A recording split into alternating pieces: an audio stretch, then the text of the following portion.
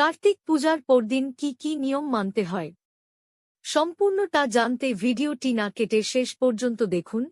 কার্তিক ঠাকুর বা স্কন্দ দেবতা শক্তি, সাহস এবং সুরক্ষার প্রতীক।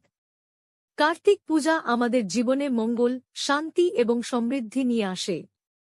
কিন্তু শুধু পূজা করলেই নয়, পূজার পরদিন কিছু বিশেষ নিয়ম মানলে কার্তিক ঠাকুরের কৃপা আরও বৃদ্ধি পায়। আজ আমরা জানব কার্তিক পূজার পরদিন কোন কোন নিয়ম মানা উচিত। পরের দিন সকালে পূজাস্থান পরিষ্কার করা।